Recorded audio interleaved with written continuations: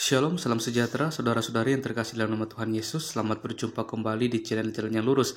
Saya berharap dan berdoa kiranya kita semua tetap dalam keadaan baik, dalam keadaan sehat, dan tentunya tetap di dalam perlindungan Tuhan. Saudaraku yang terkasih, di kesempatan kali ini kita akan kembali lagi akan menyaksikan suatu debat atau diskusi yang sangat menarik antara Ustadz Suma dan juga para apologet Kristen. Maka dari itu, tanpa berlama-lama, mari langsung kita simak videonya. Selamat menyaksikan, Tuhan Yesus memberkati. Oke, silakan. Dilanjut materi yang tadi ya, tentang apakah Paulus itu nabi atau bukan. Tentang Rasul Paulus ya. Ya. Oke. Oke. Sekali lagi saya ucapkan selamat sore. Ya, shalom. Assalamualaikum. Tentunya ini adalah merupakan kesempatan yang baik ya bagi saya untuk berdiskusi ya dengan Bro Zulkifli. Halo, Mas, bisa didengar suara saya? Suaranya saya dengar dengan baik. Silakan. Oke, terima kasih. Jadi tentang Rasul ya, Rasul Paulus ya. Sebetulnya ketika para Muslim ya mendengar nama Rasul Paulus ya, seolah-olah mereka merasa risih ya, dengan nama Rasul Paulus. Oke, sebetulnya ketika kita mengenal ya lebih dalam ya siapa Paulus itu. Sebetulnya ada begitu banyak hal-hal yang baik ya, hal-hal yang tentunya yang saat ini masih sangat relevan dengan zaman di mana kita hidup sekarang ini ya. Memang ya ada pepatah mengatakan bahwa tidak dikenal tidak disayang. Tetapi ketika kita mengenal lebih dekat siapa Paulus ini, maka kita akan apa? Kita akan mengakui, kita akan akui akan ajaran-ajaran daripada Paulus. Nah, berbicara tentang Paulus itu adalah seorang rasul. Ya, sebelum kita lebih jauh, sebetulnya apa itu rasul? Ya, pengertian rasul dalam iman kekristenan. Ya, rasul pengertiannya dalam iman kekristenan adalah utusan Tuhan ataupun utusan Allah. Kemudian rasul juga dia itu apa? Menyampaikan Injil. Ya, menyampaikan Injil. Kemudian tidak bertentangan dengan ajaran Yesus. Jadi rasul itu bagi orang Kristen adalah seseorang yang ajarannya tidak bertentangan dengan ajaran Yesus. Kemudian dia juga tidak bertentangan, ajarannya tidak bertentangan dengan 10 perintah Allah. Ya? Kemudian yang terakhir adalah apa yang dia sampaikan tidak bertentangan dengan perilakunya. Oke, saya kira demikianlah tentang Paulus ya, tentang rasul. Ya, jadi itu pemahaman orang Kristen mengenai rasul. Dan Paulus itu memang adalah rasul dari Tuhan. Buktinya dari setiap suratnya dia apa? Dia mengakui bahwa dia itu adalah seorang rasul. Ya, jadi dari suratnya untuk jemaat di Roma, kemudian di Korintus, ya. Semuanya apa? Menyatakan bahwa dia itu adalah rasul dari Tuhan sendiri. Saya kira demikian, Bro. Baik.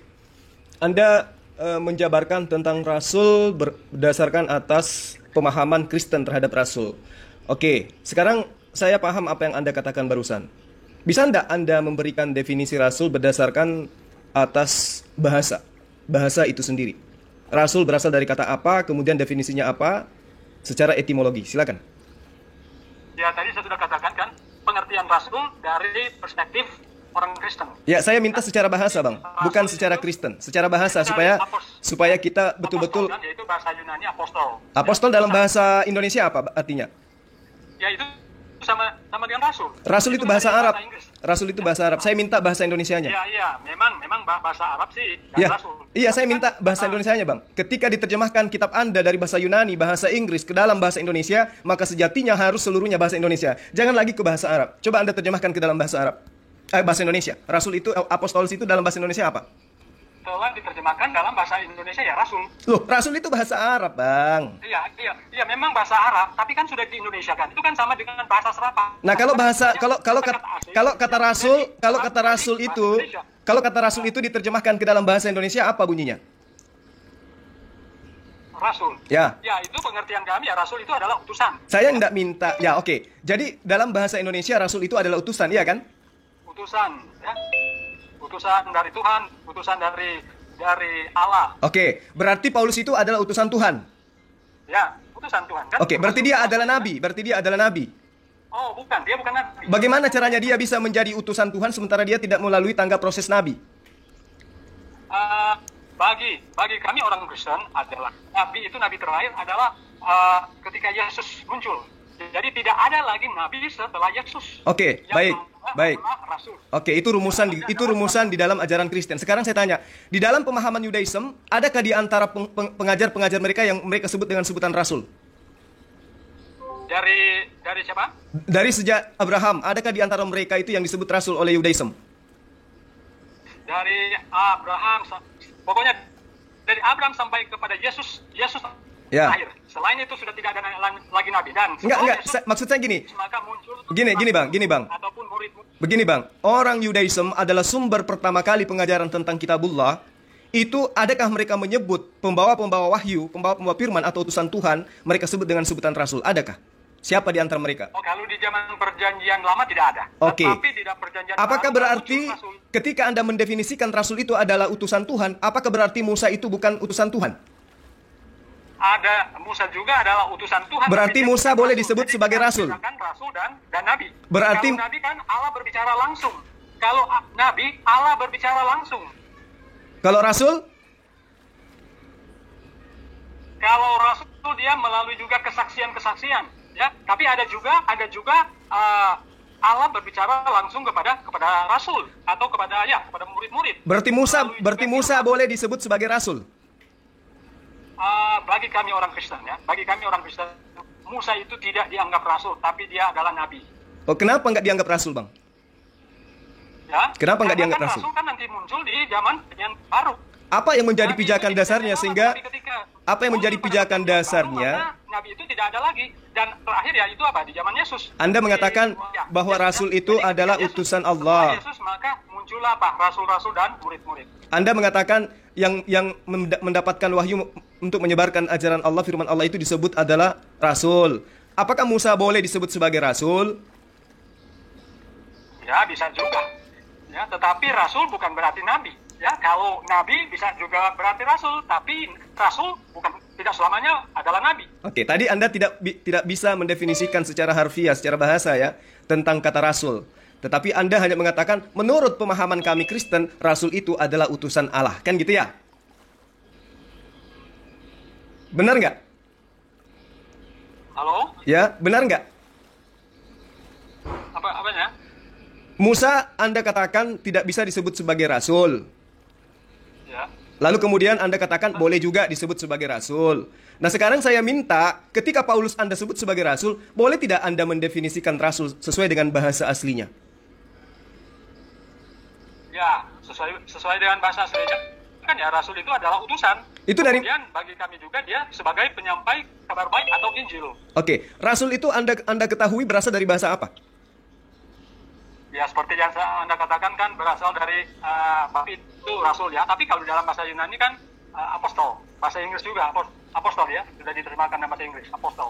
Apostol itu berarti utusan Tuhan. Ya utusan Tuhan bisa juga. Oke, berarti Yesus boleh disebut sebagai apostol. Dia itu bukan apostol. Loh, Itu bukan apostol. jadi Tapi Yesus bukan ada utusan Tuhan? Orang beranggapan, oke sebentar. Ada orang beranggapan bahwa dia juga adalah nabi. Bukan juga sebagai nabi, ada juga yang beranggapan dia sebagai Oke, sekarang Jadi, saya ada minta banyak- dari ada Anda. banyak, Yesus kan adalah utusan Tuhan. Kata Anda rasul itu adalah utusan Tuhan. Nah ada sekarang suara-suara yang lain nih. Saya nggak bisa. apakah Yesus itu bisa disebut sebagai rasul? Orang yang beranggapan dia juga sebagai rasul, sebagai nabi. Tapi dia bukan sebagai nabi. Memang orang beranggapan dia sebagai nabi, tapi dia bukanlah nabi karena dia adalah juga Tuhan. Dia Tetap adalah juga sebagai juru selamat. Dia juga adalah sebagai penebus. Jadi banyak sebetulnya yang digunakan bagi Yesus. ya. Anda mengatakan Paulus itu Anda mengatakan Paulus itu adalah rasul karena Paulus adalah utusan Tuhan. Oke? Ya. Nah, Yesus itu utusan Tuhan atau bukan? Yesus itu utusan Tuhan. Berarti dia adalah rasul. Ya, dia juga sebagai utusan, bisa juga. Berarti dia adalah rasul. Bagi anggapan orang, ya, bagi orang lain mereka beranggapan bahwa dia itu adalah rasul. Bukan, kan? Ini menurut Yesus dia itu utusan Tuhan atau bukan? Dia adalah utusan Bapaknya. Enggak, saya tidak tanya Itu itu. Nggak adalah usah utusan dipelintir Bapaknya. lah. Yang sederhana aja diskusinya. Yesus mengaku nggak sebagai utusan Tuhan? Dia itu adalah utusan Bapa. Iya. Bapa. Ya.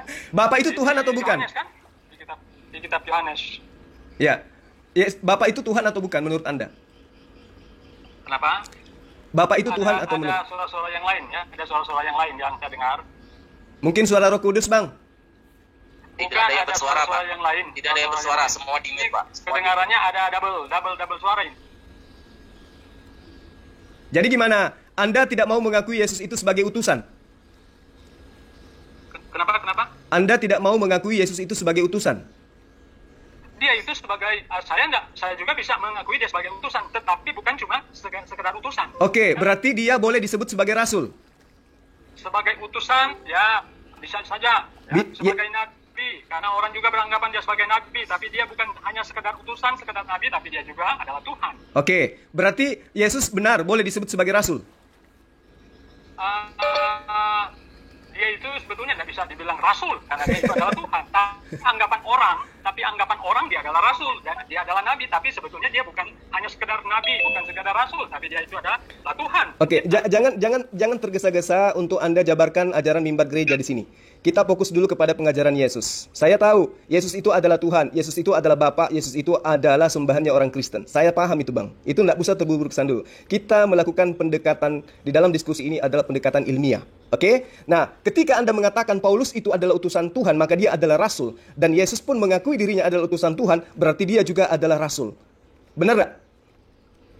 Tapi jangan samakan Paulus dengan Yesus, ya, dengan Tuhan Yesus. Jadi kita tidak bisa samakan. Kita tidak bisa Oh samakan. iya. Kalau kita berbicara mengenai gospel, Bang, kedudukan Paulus itu jauh lebih tinggi daripada Yesus. Tapi itu sedang tidak kita bahas. Nanti kita bahas di tema-tema berikutnya. Kita hanya ingin. Mungkin itu. Kita fokus pada Paulus dulu. Iya, Kita itu. fokus pada Paulus dulu. Oke, kalau Paulus itu bukan seorang nabi, kemudian Anda katakan dia adalah rasul, surat-suratnya Paulus itu dia dapatkan dari mana? Siapa yang memerintahkan dia untuk menulis surat dan meneruskan kepada jemaat-jemaat? Oke.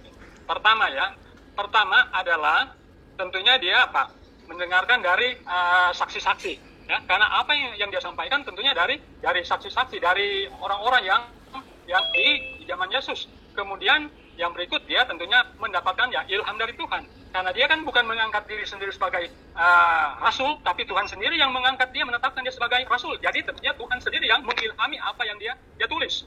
Oke, Abang mengatakan bahwa bukan Paulus yang mengangkat dirinya menjadi rasul. Meskipun dengan lisannya dia mengatakan, aku telah dipilih sejak dari dalam kandungan ibunya. Benar? Ya, Oke, itu pengakuan Paulus ya? ya. Oke, sekarang saya tanya, pengakuan Yesus, apa pengakuan Paulus bahwa dia telah dipilih menjadi rasul dari sejak kandungan ibunya? Berarti dia belum lahir ke muka bumi. Saya ingin Anda menjelaskan siapa Paulus menurut Yesus. Silakan. Oke. Kalau kita mau kembali kepada asal ya, dari siapa itu Paulus? Sebetulnya ceritanya panjang kan? Ya.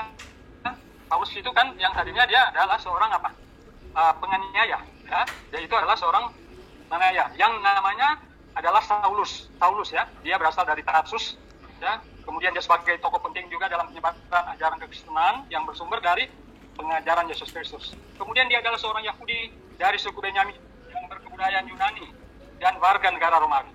Dia lahir di kota Tarsus, tanah Kilikia yang sekarang disebut Turki. Kemudian dibesarkan di Yerusalem dan dia dididik di bawah pimpinan Gamaliel.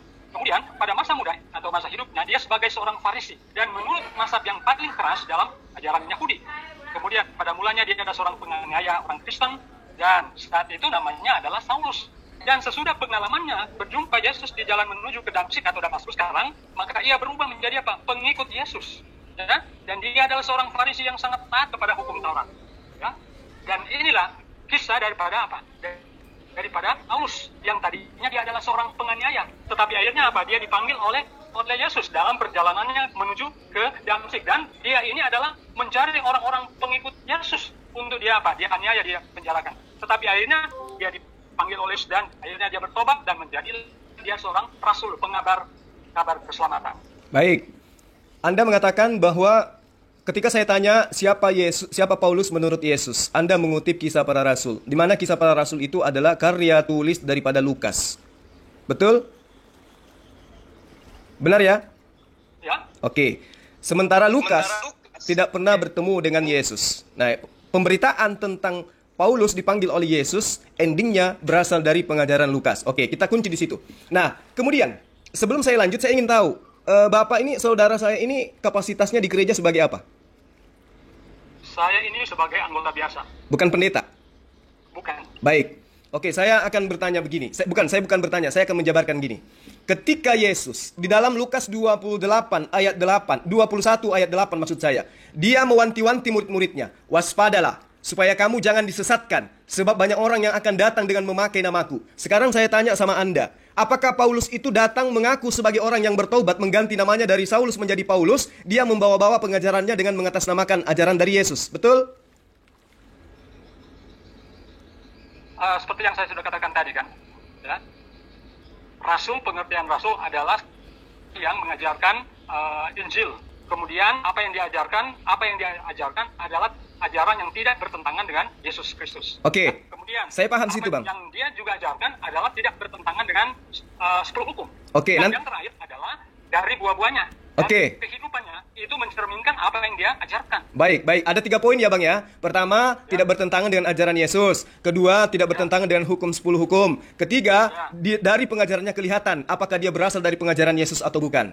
Setuju ya? Oke, saya kembali kepada Lukas 21 ayat 8. Waspadalah supaya kamu jangan disesatkan, sebab banyak orang yang akan datang dengan memakai namaku. Apakah Anda mengiyakan bahwa Paulus mengajarkan tentang surat-suratnya dengan mengatasnamakan Yesus? Betul? Dia selalu tentunya mengatasnamakan Yesus karena ajarannya tidak bertentangan dengan ajaran Yesus. Oke, nanti kita uraikan itu. Orang yang mengatakan, saya dalam nama, misalnya membawa nama Yesus, tapi ajarannya tidak sesuai dengan ajaran Yesus. Oke, saya paham. Jadi sekalipun dia tidak mengatakan secara langsung, tapi dari buah-buahnya, dari apa yang diajarkan itu memang benar-benar berasal dari Yesus. Oke, jadi 3 poin itu, Bang, nanti kita akan ketahui. Endingnya nanti kita akan ketahui. Ajarannya tidak bertentangan dengan Yesus, kemudian ajarannya tidak bertentangan dengan 10 hukum Tuhan, kemudian dari endingnya pengajarannya nanti akan ketahuan apakah ajarannya itu betul dari Yesus atau tidak. Yang pertama, Anda sudah mengakui bahwa Yesus menekankan kepada murid-muridnya agar waspada kepada oknum yang datang dengan memakai namaku. 1. Itu dipenuhi kriterianya oleh Paulus. Paulus mengajarkan tentang kekristenan dengan membawa-bawa nama Yesus. Kita sepakat di situ. Kemudian ayat selanjutnya dikatakan, namun sebelum penyesat itu membawa-bawa namaku, di ayat 12-nya, sebelum semua itu kamu lakukan, kamu terlebih dahulu ditangkap dan dianiaya. Sekarang saya tanya sama Abang, apakah Paulus sebelum dia bertobat menangkap dan menganiaya murid Yesus? Oke, sebelum dia menjadi rasul, ya, dia itu adalah memang seorang penganiaya. Ya, yang dianiaya oleh Paulus siapa? Orang-orang yang menuruti perintah Yesus, atau yang dianiaya oleh Paulus adalah pengikut Yesus. Ya, murid-murid Yesus lah ya. Ya, termasuk mungkin ya. Salah satunya Stefanus ya, Stefanus. Jadi ketika Stefanus itu dilontari oleh orang-orang Yahudi dengan batu, Paulus hadir waktu itu, tapi dia belum bertobat. Tapi ketika dia bertobat, coba Anda tunjukkan apa yang dia lakukan yang bertentangan dengan ajaran Kristen Yesus ya. Khususnya ketika dia sudah bertobat, sudah menjadi Saulus. Coba Anda tunjukkan 1 ayat saja yang dia lakukan bertentangan dengan ajaran Yesus ataupun kejahatan. Tapi ketika memang dia belum bertobat ya, perilakunya tidak bisa dibayangkan ya. Baik, Bang, baik. Berarti 2 sisi dari kriteria penyesat yang diajarkan Yesus kepada murid-muridnya itu terpenuhi untuk sementara kepada Paulus. Iya atau tidak? Waktu dia belum bertobat ya iya. Tapi ketika dia bertobat tidak demikian. Betul. Makanya Yesus mengatakan, pertama, memakai namaku, kemudian yang kedua adalah sebelum melakukan penyesatan, dia terlebih dahulu melakukan penangkapan dan penganiayaan terhadap murid Yesus. Kita sepakat sampai di situ ya? Baru kita kemudian masuk ke dalam... Dia waktu itu belum mengenal akan Yesus ya? Iya, betul. Belum bertobat. Belum. Kesalahannya. Iya, belum bertobat. Dan kita akan menuju ke sana. Kita sekarang masuk ke dalam tentang ciri khas yang gamblang yang diceritakan oleh kitab Anda tentang... siapa Paulus ini? Boleh ya? Boleh, Bang? Halo? Ya. Halo? Ya, halo. Suara saya kedengaran? Ya, kedengaran. Apa pertanyaannya sekali lagi? Oke. Jadi sekarang tadi kan kita sudah sepakat bahwa apa yang dituangkan oleh Yesus di dalam pengajarannya Lukas 21 itu mengenai tentang oknum yang datang membawa-bawa namanya. Kedua, oknum ini menangkap, menyesat, menganiaya murid-murid Yesus. Sepakat ya bahwa itu terpenuhi oleh Paulus. Terpenuhi oleh Paulus, tapi ketika dia belum bertobat. Ya, betul. Tapi waktu belum dia bertobat. Oke, betul. Nah, lalu kemudian di dalam Markus 13, tetapi kamu ini hati-hatilah. Kamu akan diserahkan kepada majelis agama, dan kamu akan dipukul di rumah ibadat, dan kamu akan dihadapkan ke muka penguasa-penguasa dan raja-raja karena aku, sebagai kesaksian bagi mereka. Ini terjadi enggak terhadap murid-murid Yesus? Markus 13 ayat berapa itu? Itu ayat 9, Bang. Markus 13 ayat 9. Tapi kami ini hati-hatilah, kamu akan diserahkan kepada majelis agama dan kamu akan dipukul di rumah ibadat dan kamu akan dihadapkan ke muka penguasa. Ya. Terjadi enggak itu terhadap murid-murid Yesus? Ya, terjadi. Oke, baik. Ayat selanjutnya, Bang, coba dibaca. Di situ jelas dikatakan, pada waktu itu, jika ada orang yang berkata kepadamu, lihat, Mesias ada di sini, lihat, Mesias ada di sana. Perintah Yesus, jangan kamu percaya. Sekarang kita masuk kepada kisah para rasul. Apakah Paulus memenuhi syarat dengan mengatakan dia bertemu dengan Yesus, Mesias? Oh, ini di akhir zaman, bro. Ini di akhir zaman. Jadi pada akhir zaman nanti, pada saat ini, akan ada yang mengaku ada Mesias di sana, ada Mesias di ruangan sana. Jangan kita percaya, karena itu adalah tidak benar. Karena Mesias datang, Yesus akan datang, akan dilihat oleh semua orang. Iya. Mata itu akan memandang. Iya. Itu bahkan yang menusuk dia dengan tombak akan melihat dia. Iya, itu menurut. Kalau ada orang mengatakan, ya pergi ke sana, pergi ke bilik, oh di sana ada Yesus, itu tidak benar. Nah, itu memang sudah diwanti-wanti oleh Yesus. Oke. Apakah zaman akan muncul nabi-nabi palsu, baik. guru palsu, bahkan Mesias palsu akan mengatakan dia adalah Yesus. Oke. Apakah kejadian yang serupa belum pernah terjadi? Ada yang mengaku mimpi ketemu Yesus, bahkan ada yang mengaku, Bang, tunggu Bang. Bahkan ada yang mengaku sedang sholat tahajud, ada yang mengaku sedang baca Quran, tiba-tiba datang Yesus kepada mereka. Apakah itu sudah terjadi atau belum terjadi, Bang? Oh, sekarang ini sedang terjadi. Kalau yang terjadi kepada Paulus, apakah itu tidak masuk dalam kategori itu? Paulus itu. Ya? Karena itu kan yang ini kan membuat tentang kedatangan Yesus yang 2 kali. Nubuatan yang itu mengaku Mesias itu akan terjadi di akhir zaman ini. Oke. Zaman Paulus itu tidak ada yang mengaku Mesias. Berarti yang dilihat oleh Paulus itu siapa? Ya, Yesus. Berarti dia adalah Mesias. Dia itu adalah Tuhan. Oke. Dia kan waktu itu kan sudah naik ke surga. Iya, betul. Sudah naik ke surga. Pada pengalaman Paulus ketika dia ke Damsyik, itu Yesus sudah naik ke surga. Oke, Yesus sudah ada di surga. Kemudian Paulus mengajarkan kepada orang Kristen bahwa dia bertemu dengan Mesias, betul? Ya, itu pengalamannya, betul. Lalu perintahnya, dia tidak melihat secara langsung, tapi suaranya dia dengar. Oke, di situ tidak dikatakan dia melihat, tetapi dia mengatakan, aku melihat Mesias, aku mendengarkan Mesias, aku bertemu dengan Yesus yang mengajarkan kepadaku. Buktinya dia mengatakan begini, aku mengabarkan Injil. Di mana itu? Di ayat mana? Gimana? Ayat mana itu? Coba. Buku Markus atau apa? Ya? Coba, ini masih Markus 13. Markus 13 ayat? Ayat 9 dan seterusnya yang tadi. Ya, ini berbicara tentang apa? Tentang datang, bukan waktu zaman Paulus. Ya, ini bukan waktu perjalanan Paulus ke Damsyik.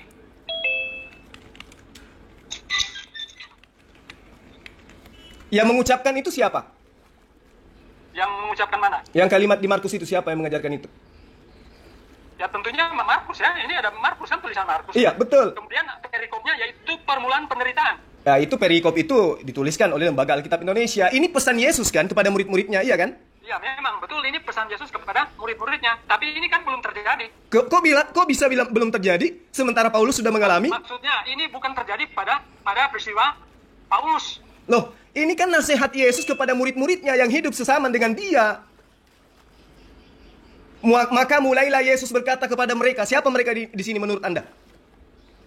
Tentunya tentang murid-muridnya ya. Nah, berarti nubuatan ini akan kena kepada murid-muridnya yang ada pada zaman itu. Murid-muridnya dan juga termasuk kita yang hidup di zaman akhir ini. Oke. Kalau yang sekarang di zaman.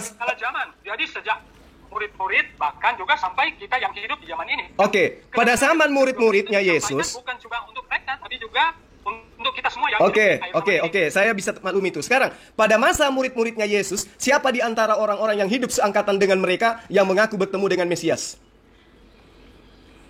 Jawab. Ya, di zaman penyaliban Yesus kan ada Yohanes di sana. Bukan. Itu Yesus masih disalib. Ini kita harus mewartakan berita yang benar, bukan asumsi. Ketika Anda mengkitabkan kitab Markus, dudukkanlah kitab itu sebagaimana yang seharusnya. Maka mulailah Yesus berkata kepada mereka. Siapa mereka? Murid-murid Yesus.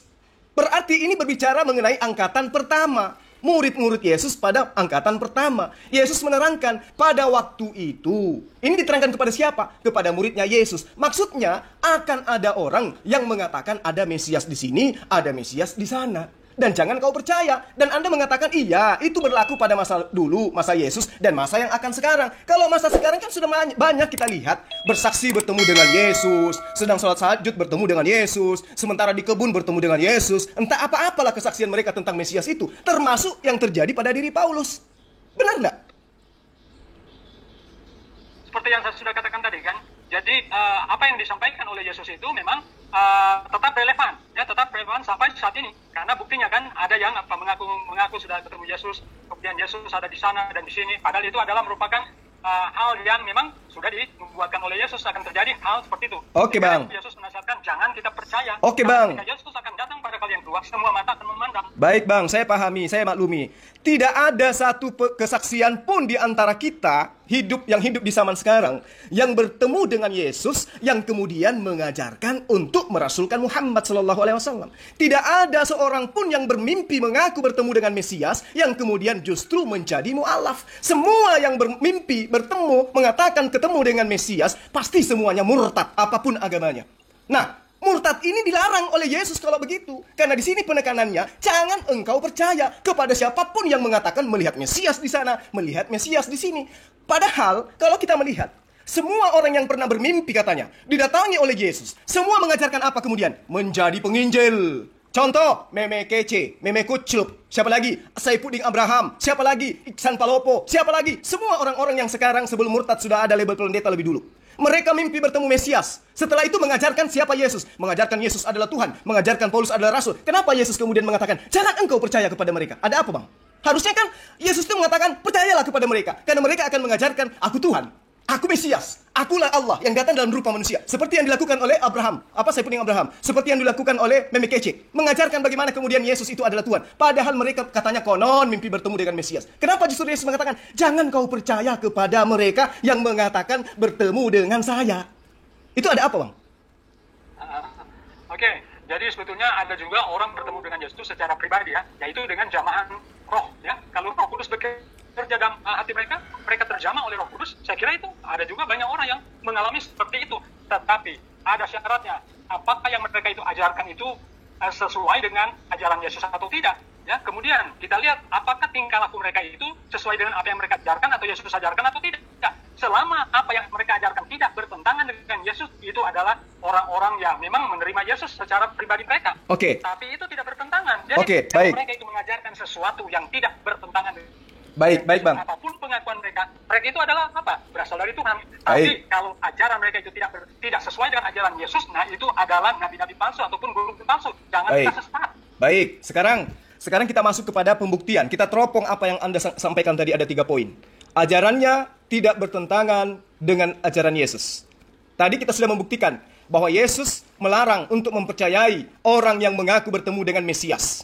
Makanya kami Muslim tidak percaya kepada Paulus yang mengaku bertemu dengan Mesias ketika dia menuju ke perjalanan menuju Damsyik. Kami tidak percaya itu, karena sesuai dengan pesan Yesus. Kita masuk ke dalam pembuktian 3 poin tadi. Bertentangan dengan ajaran Yesus 1, bertentangan dengan 10 hukum Tuhan, 10 hukum dalam Torah. Kemudian kita lihat dari endingnya apakah ajarannya itu bertentangan dengan ajaran Yesus. Baik.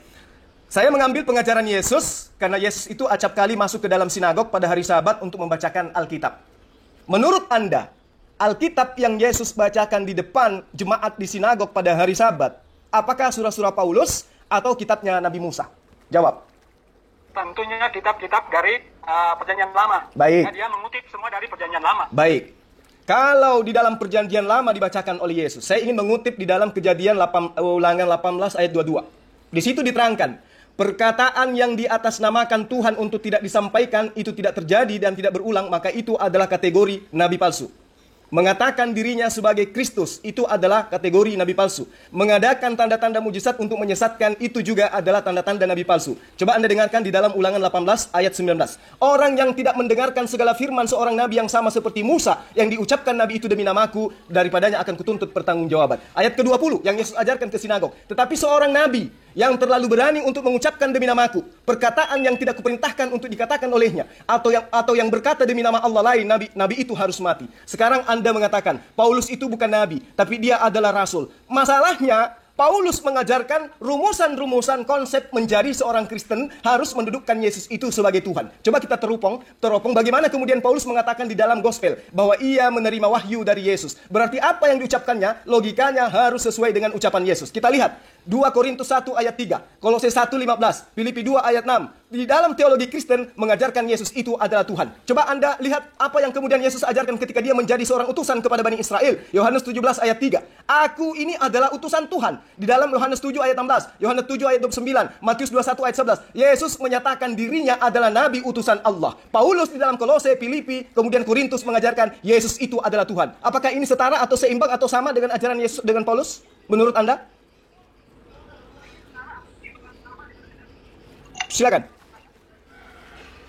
Oke, jadi jangan kita menggunakan satu ayat saja. Jangan kita menggunakan satu ayat saja, kemudian kita mengabaikan ratusan ayat tentang siapa Yesus itu.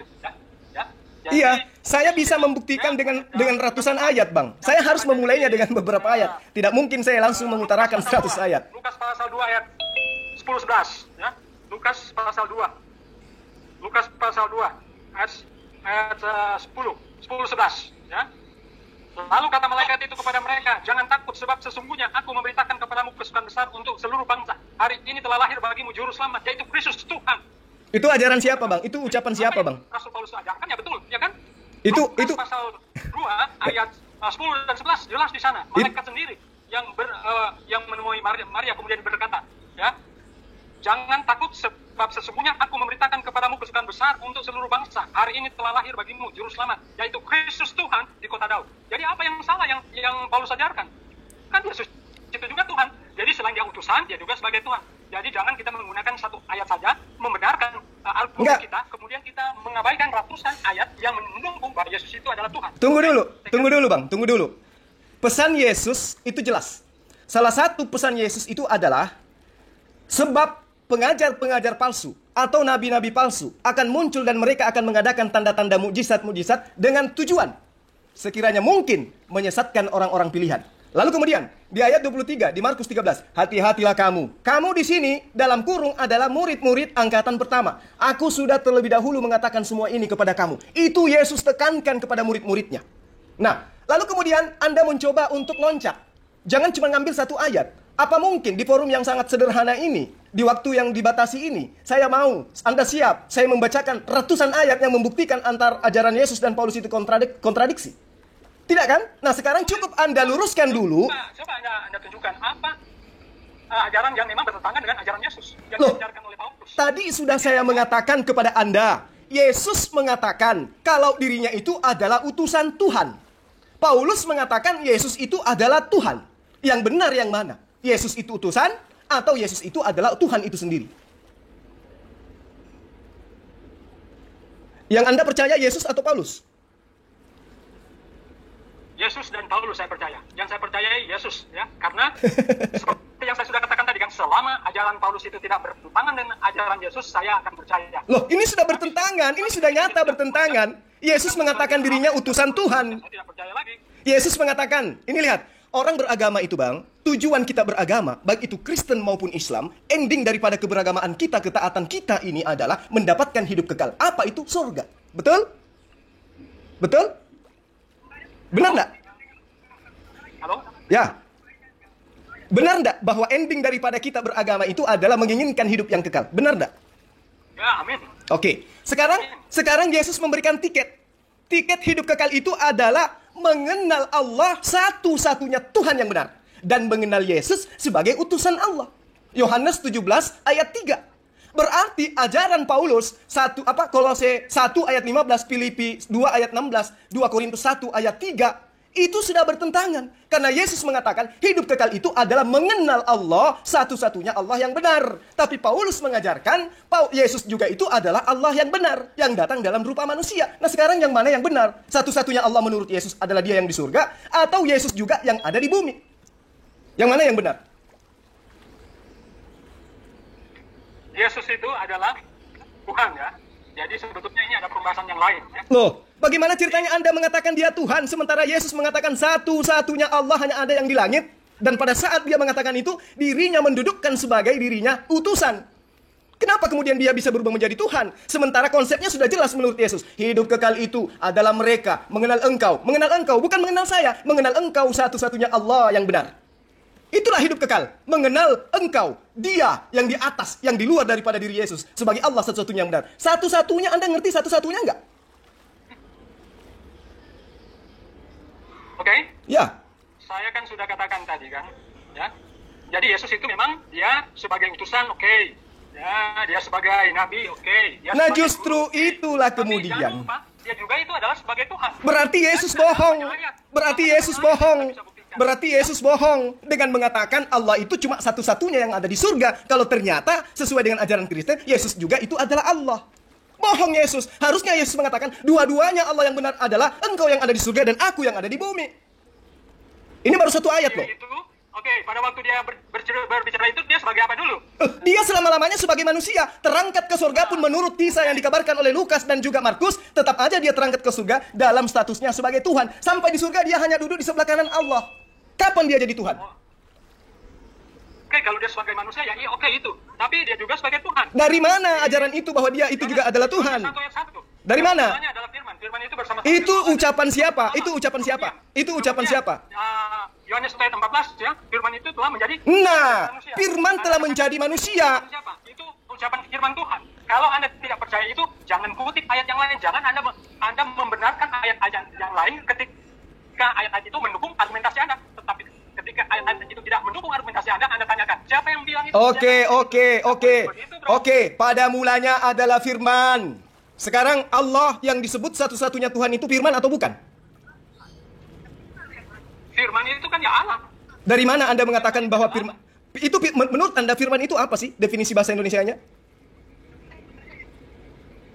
Firman itu apa menurut Anda?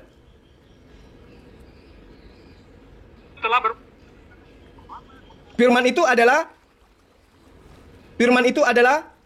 Yohanes 1 ayat 1. Iya, firman itu adalah Allah. Oke, berarti ketika Yesus mengatakan di dalam Yohanes 17 ayat 8, segala firman yang engkau berikan telah aku sampaikan kepada mereka. Apakah boleh saya mengatakan segala Allah yang engkau sampaikan kepada aku telah aku sampaikan kepada mereka? Boleh saya katakan seperti itu? Ya, dalam konteks mana? Dia konteksnya bro. Nah, itu dia makanya saya katakan, definisikan kata firman itu apa? Jangan sesuai dengan ayat sisipan, karena Yohanes 1 sampai ayat 8, Yohanes 1 ayat 1 sampai ayat 18 itu tidak ditemukan di dalam kodeks Sinaiticus dan juga Sinaiticus dan juga Vatikanus itu tidak ditemukan. Tapi kalau Anda mengatakan ada, tunjukkan sekarang. Itu adalah ayat himne Plato, itu adalah filsafat himne Plato, filsafat tentang logos. Logos itu adalah perantara yang posisinya satu level di bawah Allah dan satu level di atas manusia biasa. Dia adalah logos. Yesus itu adalah logos. Pada mulanya adalah logos. Pada mulanya adalah perantara. Yang mengajarkan kita kemudian untuk mengenal Tuhan adalah perantara. Apa itu? Firman. Kalamullah. Kamu mengenal Tuhan melalui kalamullah. Apa itu? Perkataan-perkataan yang ada dalam kitabmu. Islam mengenal Tuhannya melalui kalamullah. Apa itu? Tulisan-tulisan yang ada di dalam Al-Quran. Yesus itu adalah Tuhan yang menjelma menjadi manusia. Nah, inilah. Kemudian Yohanes 1 ayat 14 itu kan jelas sekali. Ya.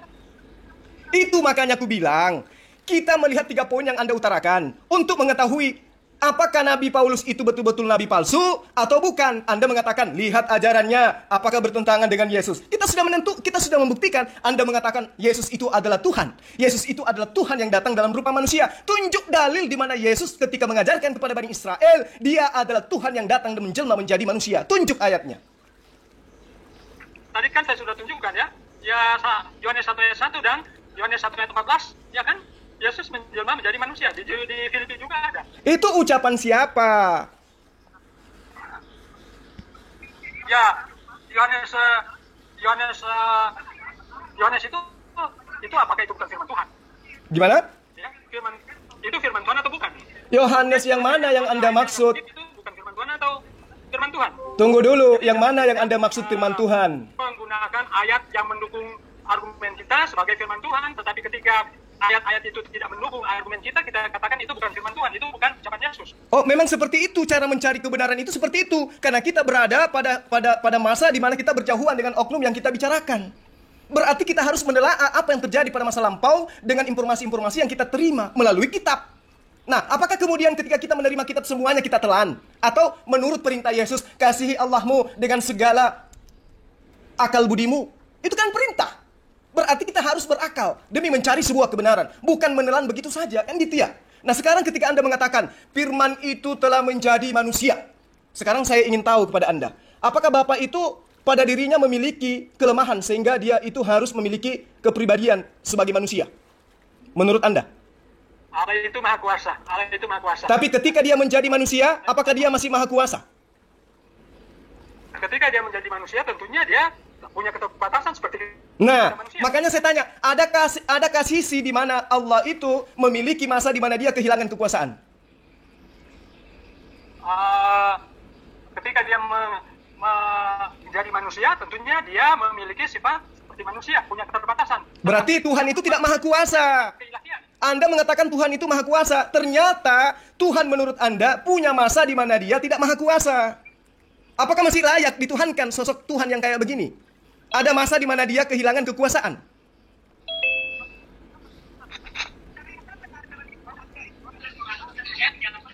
Gimana, Bang? Kapan dia menjadi Tuhan? Sudah dari sononya dia Tuhan, bro. Loh, Dalam tadi katanya. Lukas 2 ayat 10-11. Ya? Tadi katanya. Ingat, Bang. Ini terlontar dari mulut Abang sendiri yang mengatakan ketika Tuhan menjadi manusia, maka naturnya sebagai Sang Maha Kuasa itu hilang. Betul? Anda akui nggak tadi? Ini masih ada loh. Masih hangat pernyataan Anda. Benarkah ketika Tuhan menjelma menjadi manusia, kemahakuasaannya itu hilang? Itu tetap melekat padanya. Loh, tapi dia sudah menjadi manusia. Tetapi tetap melekat. Ya, Berarti dia bukan manusia dong. Tetap keilahiannya melekat. Berarti dia ilahi, dia bukan manusia. Sifat kemanusiaannya tetap juga terlihat. Loh, ya? itu Tuhan model apa Tapi itu? tidak bisa dipisahkan. Loh, gimana ceritanya? Berarti ketika Anda mengatakan Yesus itu dilahirkan, dikandung oleh Maria, berarti Allah dikandung oleh Maria gitu maksudnya? Tidak tentunya. Ya. Oh, nah kalau tidak, berarti Yesus itu bukan Allah. Manusia tentunya. Ya, ketika dia dilahirkan itu dia sebagai manusia. Nah, berarti dia sudah terbatas kan? Karena dia sudah menjadi manusia. Ya. Berarti apakah pantas kita menuhankan sosok yang memiliki batas sebagai Tuhan? Dia tidak lagi menjadi Tuhan. Bayangkan, 33 tahun Tuhan pensiun menjadi Tuhan dan dia menghinakan dirinya menjadi manusia. Ini ajaran dari mana? Ya kan, seperti saya katakan tadi, dia di dunia ini sebagai manusia, tapi tetap ketuhanannya tetap ada. Dari mana sisi? Coba Anda tunjukkan, ketika Yesus menjadi manusia, mana sisi ketuhanannya? Tunjukkan. Memberi makan 5.000 orang. Waduh. Dengan 2 kepel roti dan 2 ekor ikan. Dan ada juga begitu banyak hal yang dia lakukan, yang tidak bisa dilakukan. Dengarkan dulu, Bang.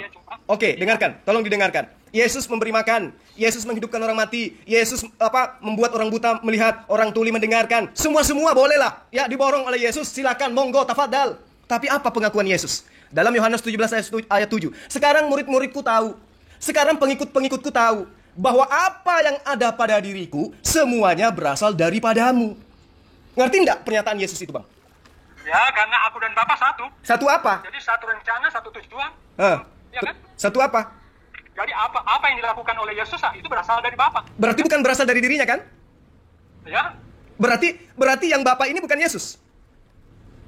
Ya, dia kan dia saja itu yang menjelma. Loh, gimana ceritanya, Bang? Iya. Ya, inilah akibatnya kalau Abang menuhankan Yesus berasal dari ajaran nabi palsu. Ini bukti, ini baru kita sesi pertama loh, membuktikan kontroversinya antara ajaran Paulus dan ajaran Yesus. Sekarang kita melihat buahnya, bagaimana Anda kelabakan, mau mengatakan Tuhan salah, mau mengatakan bukan Tuhan salah. Inilah yang dimaksud dari buahnya engkau akan mengenal Dia. Gimana? Oke, sekarang saya bertanya kepada Anda. Boleh. Oke, saya bertanya kepada Anda. Siapa yang bisa mengutus malaikat? Tuhan atau nabi. Oke. Apakah seorang manusia bisa mengutus malaikat? Oke. Yesus sudah menjawabnya. Apapun yang ada pada diriku, mengutus malaikat, mengutus nabi, mengutus gorila, atau mengutus apapun itu semua berasal daripada Dia yang telah mengutus aku. Kemampuan yang Yesus miliki itu adalah pemberian. Betul? Coba baca Wahyu 22 ayat 16. Wahyu 22 ayat 16. Ya, silakan Anda baca. Wahyu 22 ayat 16. Ya, silakan Anda baca. Yesus telah mengutus malaikatku untuk memberi kesaksian tentang semuanya ini kepada bagi jemaat-jemaat. Oke. Ya, aku adalah Tunas, yaitu keturunan Daud, bintang timur yang gilang gemilang. Oke. Jadi hanya Tuhan yang bisa mengutus malaikat. Ya, Nabi tidak berhak, tidak punya kuasa untuk mengutus malaikat. Oke, ada yang lebih hebat loh Bang. Di dalam Wahyu 1 Yesus mengatakan begini, akulah Alfa dan Omega. Hebat kan Yesus itu? Ya, betul. Ah, kalau begitu kita tepuk tangan dulu untuk Yesus. Betul. Tepuk tangan dulu untuk Yesus. Ya. Oke, sekarang kita bahas. Jadi bagaimana? Oke. Hanya Tuhan yang bisa atau yang berani mengatakan akulah Alfa dan Omega. Oke, sekarang Ada seorang pun yang boleh enggak saya minta Abang tepuk tangan untuk Tuhan Yesusmu? ayat kecuali Tuhan, karena Dia Oke. itu adalah Allah. Oke, boleh enggak saya minta Anda tepuk tangan untuk Tuhan Yesusnya Anda? Tepuk tangan dulu dong untuk Tuhan Yesusnya Anda. Tepuk tangan untuk Tuhan Yesus. Jadi Yesus mengatakan di dalam Wahyu 1 ayat 8 ya, kalau nggak salah ya. Dia katakan, akulah Alfa dan Omega. Keren kali. Tapi coba kita menggunakan akal sehat sesuai dengan instruksi Yesus. Ketika dia mengatakan, kasihilah Allahmu dengan segala akal budimu. Kita teropong ke ayat 1-nya. Apa kata ayat 1? Inilah wahyu Yesus Kristus yang dikaruniakan Allah kepadanya. Berarti apa yang diucapkan Yesus, akulah Alfa dan Omega, itu adalah wahyu yang dikaruniakan Allah kepadanya untuk supaya Yesus sampaikan. Korelasinya jelas. Yohanes 12 ayat 49. Aku tidak berkata-kata dari diriku sendiri. Apa yang aku katakan adalah apa yang diperintahkan oleh Allahku untuk aku katakan dan aku sampaikan. Betul? Betul? Betul Bang? Itu pengakuan Yesus. Betul ya? Berarti ketika dia mengatakan, akulah Alfa dan Omega, berarti itu bukan perkataan yang berasal dari dirinya sendiri, tetapi perkataan yang diperintahkan dari Allah untuk ia sampaikan dan untuk ia katakan. Betul?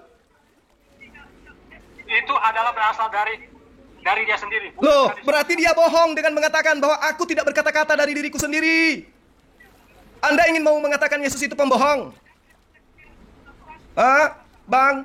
Istighfar Bang. Yesus itu tidak pembohong. Oh, berarti apa yang dia katakan itu semua berasal dari Dia yang telah mengutus Yesus. Aku tidak berkata-kata dari diriku sendiri. Apa yang aku katakan?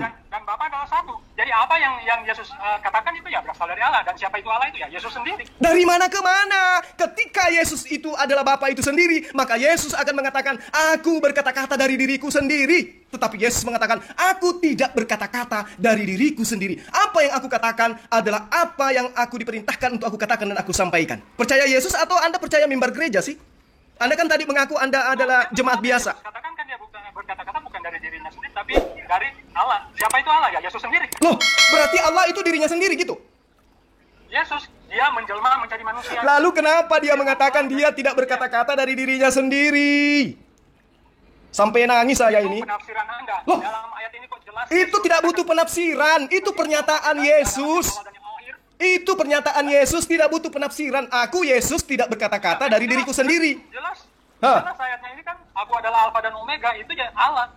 Ya, Yesus Iya, adalah Allah. jadi ketika Yesus mengatakan akulah Alfa dan Omega, yang dimaksud itu adalah Allahnya Yesus. Sama ketika Muhammad Sallallahu Alaihi Wasallam. Kamu itu penafsiran kamu. Oh tidak, itu bukan penafsiran. Aku adalah Alfa dan Omega, yang awal dan yang akhir. Bagaimana kemudian Anda mengatakan Yesus itu awal dan akhir sementara Adam lebih duluan daripada Yesus? Yesus nanti Maria ngeden baru Yesus itu ada. Gimana ceritanya? Sebelum Abraham dia ada, Yesus sudah ada, bro. Betul, yang ada sebelum Abraham ada itu banyak. Ada Nuh, ada siapa aja pokoknya banyak sebelum Abraham ada itu sudah banyak manusia deh. Bukan cuma Yesus. Bahkan Salomo dengan lisannya mengatakan, sebelum langit digariskan, aku sudah ada di sana. Kata Salomo melalui tulisannya sendiri. Sementara yang mengatakan, aku ada sebelum ada, itu tulisan Yohanes, bukan tulisannya Yesus. Sambil minum. Jadi Anda kalau ayat-ayatnya mendukung argumentasi Anda bilang itu ayat dari firman Tuhan ya. Karena itulah kemudian, Karena itulah kemudian dengar. Bukan berasal dari firman Tuhan. Kami mempercayai perjanjian lama dan baru. Dengar. Ya, dari kejadian sampai Wahyu itu adalah firman Tuhan. Dengar dulu, kawan. Jangan kita hanya apa? Mengambil satu ayat, mendukung ide kita, kemudian kita mengabaikan ribuan ayat yang mendukung bahwa Yesus itu adalah Tuhan. Dengar dulu. Itu salah sekali, bro. Dengarkan dulu. Ada indikasi penambahan dan pengurangan dari Yesus tentang kitabnya. Coba Anda cari dalam kitab Wahyu. Ayat 17, ayat 18. Barang siapa yang menambahkan perkataan-perkataan di dalam kitab ini, maka Allah akan mengambil kemuliaannya dari kerajaan Allah. Lalu barang siapa yang mengurangi perkataan-perkataan, itu sudah bukti adanya indikasi dari Yesus akan ada penambahan kata-kata, akan ada pengurangan kata-kata. Kalau tidak ada indikasi itu, ngapain Tuhan sampaian memberikan petua seperti itu? Sangat jelas sekali ya. Banyak ayat-ayat yang mendukung bahwa Yesus itu adalah Tuhan. Banyak ayat dan juga banyak ayat yang menyatakan dari lisannya Yesus bahwa dirinya bukan Mereka Tuhan. sendiri yang mengatakan. Kemudian dari ayat-ayat yang terdapat di dalam Yohanes 1 ayat 1 ya sampai 3, kemudian Yohanes 1 ayat 14 ya, dia menjelma menjadi manusia. Kemudian di Wahyu ya, Wahyu jelas. Kemudian juga di Matius, dia akan datang sebagai raja, dia datang sebagai hakim. Saya mau tanya sama Anda, itu hakim yang berhak menghakimi manusia siapa? Nabi atau orang atau manusia? Kan saya sudah mengatakan samamu, apapun yang ada pada diriku, semuanya berasal daripada Dia yang telah mengutus aku. Jadi Yesus menjadi hakim, Yesus menjadi raja, Yesus menjadi presiden, Yesus menjadi gubernur, bahkan menjadi satpam sekalipun. Itu semua adalah pemberian dari Dia yang telah mengutus Yesus. Batalkan itu dulu. Karena dia itu adalah Allah sendiri. Yesus itu adalah Allah sendiri. Berarti Yesus bohong. Yesus bohong dengan mengatakan bahwa Bapa yang mengutus aku lebih besar daripada aku pergi kepada Bapa karena dia lebih besar daripada aku. Yesus bohong dengan berkata seperti itu. Tidak bohong dia. Berarti seperti yang saya sudah katakan tadi kan, dia juga sebagai utusan. Oh betul, that's right. Tapi jangan lupa dia juga apa? Sebagai Tuhan. Itu ajaran Paulus, ajaran nabi palsu. Ini yang sedang kita bahas. Dan yang juga akan datang kembali dan akan apa? Memberi upah, membawa upah kepada mereka yang berhak menerima upah. Coba ya. Jadi jelas sekali. Coba Anda lihat. Coba. Kan kita akan membahas tentang Paulus, tapi tidak apa, ya. Ini sudah melebar. Ini Anda sedang dengar. Anda sedang mewakili Paulus. Anda sedang mewakili Paulus. Saya mewakili Yesus. Anda mengajarkan Yesus itu Tuhan. Saya mengajarkan ajaran Yesus. Yesus itu utusan Tuhan. Ayo, Anda mewakili Paulus, saya pasang badan. Bukan pendapat Anda, itu dalil-dalil yang ada di kitab Anda. Wahyu 1. Ayat yang mendukung bahwa Yesus itu adalah. Dengar dulu. Wahyu 1 ayat 1. Sebagai juru selamat, ya, sebagai jalan, ya, sebagai terang. Jadi lihat. Jadi ada banyak ayat-ayat yang mengatakan. Oke. Tumpuk ayat yang mengatakan Yesus itu Tuhan. Silakan Anda tumpuk ayatnya. Berikan kekuatan Anda untuk menegaskan Yesus itu adalah Tuhan, silahkan. Namun saya minta Anda membatalkan ajaran Yesus yang mengatakan hidup kekal itu adalah mereka mengenal Engkau, satu-satunya Allah yang benar, dan waktu bersamaan juga mengenal aku sebagai utusanmu. Batalkan ayat itu dulu, baru Anda boleh mengatakan Yesus itu adalah Tuhan. Kalau Anda bilang Allah itu adalah satu-satunya, iblis juga mengakui bahwa Yesus, bahwa Allah itu adalah satu-satunya. Ya? Jadi bukan cuma manusia yang mengakui ya Allah itu adalah satu-satunya, iblis juga mengakui ya Allah itu satu-satunya.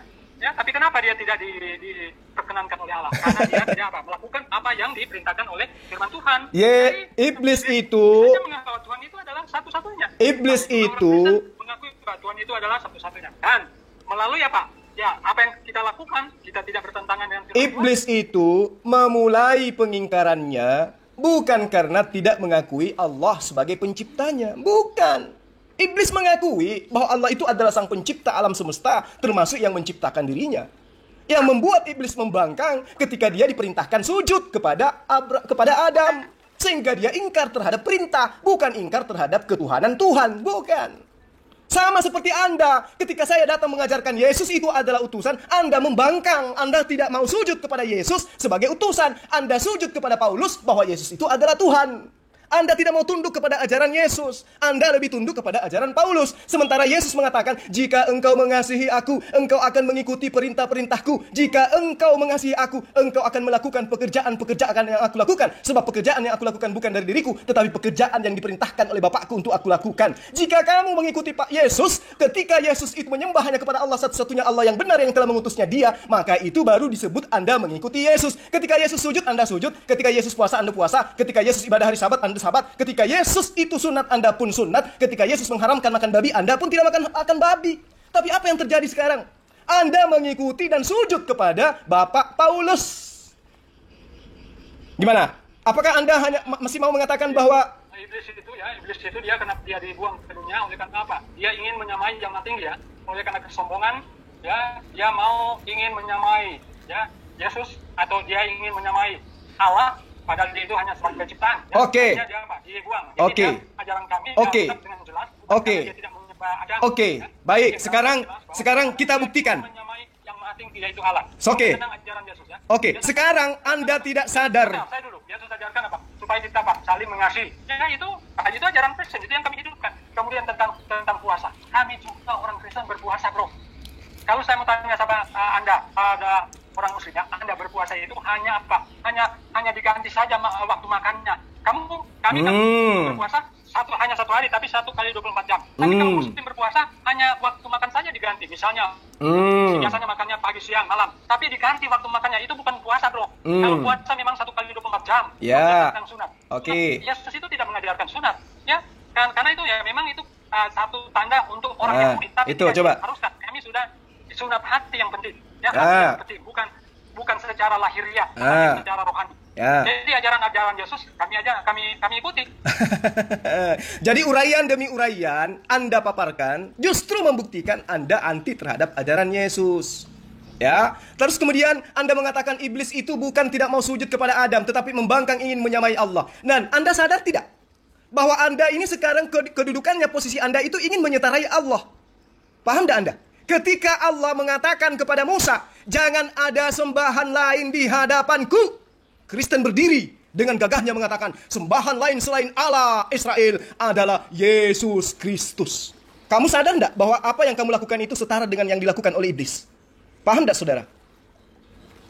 Kami tidak melakukan apa yang dilakukan oleh iblis. Justru kalian ya menyembah batu hitam. Batu hitam itu bukankah itu syirik? Bukankah itu sudah menyekutukan? Nah. Karena yang hanya bisa menghapus dosa adalah Allah sendiri, bukan batu hitam. Nah. Batu hitam itu ditempatkan di Ka'bah. Nah. Kenapa? Karena setiap orang yang mengusap, mencium batu hitam, dosanya itu akan diampuni. Nah. Pada hari kiamat, batu itu akan bersaksi, akan mempunyai mata dan mulut. Nah. Jadi bukankah ini suatu penyembahan berhala? Bukankah ini syirik? Nah. Firman Tuhan katakan, jangan ada ilah lain di hadapan hadiratku. Kemudian jangan kamu membuat patung menyerupai apapun. Nah. Batu dan sebagainya. Bukankah itu sudah menyekutukan Allah? Nah. Rasakan batu itu bisa menghapus dosa. Coba tunjukkan di ayat kamu batu bisa menghapus. Nah, jadi Anda memaparkan ini membuktikan bahwa tentang kitab Anda tidak paham, tentang kitab Islam Anda buta. Anda mengatakan Islam menyembah batu. Apa dalil Anda? Sementara Yakub mengambil bantalnya yang terbuat dari batu, lalu mendirikannya, lalu meminyakinya, lalu mundur, lalu dia sujud menghadap batu tugu tersebut. Apakah Anda ingin mengatakan bahwa Yakub itu menyembah batu? Jawab. Saya sudah katakan tadi kan, Hajar Aswad itu menyentuh, mengusap dan mencium batu hitam akan menghapus dosa. Jadi siapa yang bisa menghapus dosa selain Oke. Anda menghujat batu Hajar Aswad menghapus dosa. Saya ingin tanya sama Anda untuk menguji kemampuan Anda di dalam menguasai kitab Anda. Ketika Maria meminyaki kepala Yesus, kemudian dia mengusap-ngusap, kemudian dia menciumi kaki Yesus, itu prosesi apa menurut Anda? Penghapusan dosa? Prosesi merendahkan diri di hadapan Yesus. Jadi itu prosesi penghapusan dosa atau bukan? Dituliskan di situ. Ayo. Tidak dituliskan, tidak dicatat itu. Terus kalau tidak dicatat, apa yang mereka pertontonkan itu? Prosesi apa? Persinahan? Itu menjelang Yesus mau disalibkan. Iya, terus kenapa harus Maria? Mana murid-muridnya? Kenapa bukan murid-muridnya yang meminyaki Yesus? Karena dia kan itu dianggap orang berdosa. Oke, berarti Maria dianggap orang berdosa. Dengan cara menghapuskan dosa, dia harus meminyaki Yesus dan mencium Yesus, gitu. Oh tidak. Lalu apa? Apa yang mereka sedang pertontonkan? Ayo. Iya, dia mempertontonkan bahwa dia itu adalah orang berdosa. Oh gitu? Apa masalahnya? Cuman itu saja? Ya. Lalu bagaimana dengan budaya Yahudi yang mengatakan menyentuh yang bukan muhrimnya itu wajib dibunuh? Kenapa tidak berlaku pada Yesus? Sementara dia adalah orang yang taat kepada Torah. Ayo. Jawab. Karena Yesus itu adalah juga dianggap sebagai tabib, ya. Dia ketika dia berinteraksi dengan manusia. Jadi tabibnya Yahudi. Itu satu-satunya dia berinteraksi. Tapi semua orang-orang yang ada di sekitar itu di zamannya. Oke, prosesi yang dilakukan oleh Yesus dengan Maria di depan umum itu bukan sedang menjadi tabib, tetapi mereka sedang menikah. Tapi debater-debater Kristen mengatakan itu bukan menikah, itu adalah proses pengampunan dosa. Berarti dengan mengelus kepala Yesus, dengan mencium kaki Yesus, itu sama prosesi penebusan dosa. Kalau menebus dosa dengan mencium kaki Yesus, kenapa harus... Sahabat yang terkasih, kita bersama-sama telah menyaksikan keberlangsungan diskusi atau debat antara para apologet Kristen bersama dengan Ustadz Tsuma, dan kita sendiri bisa memberikan penilaian terhadap data-data atau argumentasi yang mereka bawakan di hari ini. Apakah semuanya itu sudah sesuai dengan kebenaran atau bisa dibuktikan kebenarannya atau tidak, seperti itu. Dan lagi-lagi ketika ada Ustadz Tsuma dan kawan-kawan di dalam ruang diskusi, pasti diskusi tersebut akan menjadi heboh dan juga rusuh, sama seperti kita lagi berbelanja di pasar. Karena apa? Karena jikalau Ustadz Tsuma bersama kawan-kawan sudah merasa terpojok, kesulitan menjawab pertanyaan, bahkan setiap data-data yang mereka bawakan bisa dipatahkan kebenarannya, mereka akan membesar-besarkan suara, bahkan terkadang mereka juga menyerang pribadi dan juga melakukan penghujatan seperti itu. Apalagi kalau kita mendengarkan beberapa statement dan juga Ustadz Tsuma juga mengklaim dirinya bahwa dia merupakan seorang yang ahli Alkitab. Dalam artian dia mengerti keseluruhan Alkitab dari Kejadian hingga pada kitab Wahyu. Padahal kalau kita melihat ketika Ustadz Tsuma membawakan satu ayat Alkitab dan dia paparkan, dia jadikan hal itu untuk menyerang iman kekristenan, bahwa apa yang dia bawakan itu semuanya itu tidak sesuai dengan fakta dan kebenaran yang tertulis di dalam ayat tersebut. Karena apa? Karena Ustadz Tsuma menafsirkan ayat Alkitab itu dengan sesuka hatinya, menggunakan literatur yang tidak dipercaya oleh orang Kristen, atau biasanya dia mengambil di beberapa Injil di luar keempat Injil, yaitu Injil Matius, Markus, Lukas, dan Yohanes, seperti itu. Padahal kita ketahui bersama bahwa di luar keempat Injil ini, Injil yang lain itu merupakan Injil palsu bagi kekristenan, seperti itu, dan kita tidak percaya dan tidak menggunakan Injil itu untuk mentafsirkan ayat-ayat Alkitab seperti itu. Akan tetapi hal inilah yang kerap kali digunakan oleh para polemikus seperti Ustadz Tsuma, Yonatan Nandar, Kainama, dan juga para mualaf-mualaf lainnya seperti itu. Padahal mereka terlalu memaksakan hal itu. Padahal mereka tahu itu tidak sesuai dengan apa yang diyakini dan diimani oleh orang Kristen. Akan tetapi mereka tetap memaksakan akan hal itu. Sebenarnya yang perlu dipahami oleh para polemikus atau Ustadz Tsuma yang kerap kali membahas atau mengambil ayat-ayat di luar keempat Injil ini, seperti Injil Barnabas, Injil Filipus, dan Injil-Injil yang lain di luar Injil Matius, Markus, Lukas, dan Yohanes, mereka harus memahami ada beberapa pernyataan dari Paulus yang dia tuliskan di dalam Alkitab atau di dalam tulisannya, di mana dalam kitab Galatia Paulus sudah memperingatkan orang-orang yang baru bertobat yang sebenarnya bukan Injil. Hanya ada orang-orang yang mengacaukan kamu dan yang bermaksud untuk memutarbalikan Injil Kristus. Tetapi sekalipun kami atau seorang malaikat dari surga yang memberitakan kepada kamu suatu Injil yang berbeda dengan Injil yang telah kami beritakan kepadamu, terkutuklah dia. Seperti yang telah kami katakan dahulu, sekarang kukatakan sekali lagi, jikalau ada orang yang memberitakan kepadamu suatu Injil yang berbeda dengan apa yang telah kamu terima, terkutuklah dia. Kita bisa membukanya dalam Galatia 1 ayat 7 sampai ke 9. Mengapa demikian? Karena Injil yang dimaksudkan oleh Rasul Paulus ini yaitu berbicara tentang pribadi Yesus Kristus sendiri dan karya yang dilakukan oleh Yesus Kristus itu sendiri. Dari kelahirannya, bagaimana pelayanannya, mujizat-mujizat yang dilakukan oleh Yesus Kristus, bagaimana ketika ia diserahkan, dia disiksa, disalibkan, mati dan dibangkitkan pada hari ketiga, melayani bersama dengan para murid sampai dia naik ke surga, dan dia berjanji akan datang kembali untuk mengangkat semua kita yang hidupnya berkenan di hadapan dan yang percaya dan taat kepada Dia seperti itu.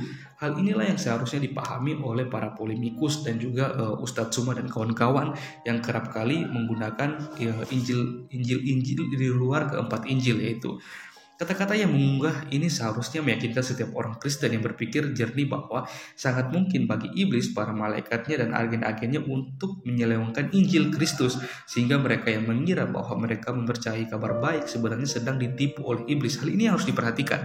Yang mengerikan, hal ini benar-benar terjadi pada para petobat Paulus sendiri di Galatia, dan mereka berada dalam bahaya terkutuk. Kita harus berhati-hati agar hal ini tidak terjadi kepada kita, karena kita tahu bersama bahwa Injil palsu saya cukup baik untuk diselamatkan. Sayangnya jutaan orang yang mengaku Kristen telah menerima pengembalian kabar baik ini. Mengapa demikian? Karena kalau kita melihat banyak orang Kristen yang pada akhirnya menjadi seorang mualaf karena mereka menerima Injil di luar keempat Injil. Injil Matius, Markus, Lukas, dan Yohanes. Mereka mendapatkan pengajaran-pengajaran yang tidak sesuai dengan apa yang diajarkan oleh Yesus Kristus seperti itu, sehingga pada akhirnya mereka bimbang, mereka ragu, sehingga pada akhirnya mereka berpindah keyakinan. Dan hal inilah yang sangat disayangkan, supaya mari kita bersama-sama berdoa supaya kita para apologet Kristen yang supaya kita terus dipakai Tuhan secara luar biasa untuk terus memberitakan kabar baik, kabar sukacita, kebenaran kepada setiap orang yang selalu saja berusaha mengusik-musik iman kekristenan, supaya mereka boleh memiliki pemahaman yang benar dan baik tentang karya keselamatan yang telah disediakan oleh Allah melalui Yesus Kristus. Oke teman-teman, untuk itu saya mau mengajak kita semua untuk mengambil waktu untuk berdoa supaya kita semua para apologet Kristen dimanapun mereka berada, dan juga bagi para pendengar Injil, mereka boleh digerakkan hati dan mereka bisa melihat kebenaran yang sesungguhnya. Mari kita bersatu dalam doa. Kami bersyukur kepadamu ya Tuhan, Allah kami yang hidup, yang kami sembah di dalam nama Tuhan Yesus. Kami bersyukur dan berterima kasih buat kebaikan-Mu, buat rahmat dan kasih karunia-Mu yang begitu besar yang Kau berikan kepada kami, sehingga sampai saat ini kami boleh ada sebagaimana kami ada. Sesungguhnya itu karena kasih karunia Tuhan, semua karena anugerah-Mu yang begitu besar yang Kau terus limpahkan dalam kehidupan kami ya Tuhan. Kami mohon ampun atas setiap kesalahan dan dosa yang kami lakukan tidak berkenan di hadapan-Mu, baik dalam perkataan kami, perbuatan, tingkah laku, hati dan pemikiran kami, supaya kami boleh hidup layak dan berkenan di hadapan-Mu ya Tuhan. Kami mau berdoa ya Tuhan untuk semua teman-teman para apologet Kristen dan juga hamba-hamba Tuhan, anak-anak Tuhan yang terus menggunakan media sosial untuk melayani, menjangkau banyak orang yang selama ini dibutahkan, bahkan tidak mengerti akan kebenaran, bahkan terus mengusik-musik iman kekristenan, supaya mereka terus dipakai Tuhan secara luar biasa dengan hikmat Tuhan, supaya mereka boleh memberitakan kabar baik, kabar sukacita, bukan setiap kebenaran yang selalu saja disalahgunakan, bahkan tidak dipahami oleh orang-orang di luar kekristenan ya Tuhan. Kami berdoa biarlah anugerah Tuhan, pertolongan Tuhan, hikmat dari Tuhan terus menyertai mereka semua. Dan bahkan mereka yang mendengarkan diskusi atau debat ini, mereka boleh dibukakan, dicerahkan, dan mereka boleh melihat kebenaran dan keselamatan yang sejati yang disediakan oleh Allah melalui Yesus Kristus. Dan ketika kita percaya kepada Yesus Kristus, kita memiliki kehidupan yang kekal, hidup bersama-sama dengan Bapa di surga. Terima kasih Tuhan Yesus, ini doa kami, ini harapan kami, yang kami naikkan hanya di dalam satu nama, yaitu Yesus Kristus Tuhan dan Raja kami. Haleluya, amin. Oke teman-teman, sekian video saya di hari ini. Sampai berjumpa di video saya selanjutnya. Tuhan Yesus memberkati kita semua.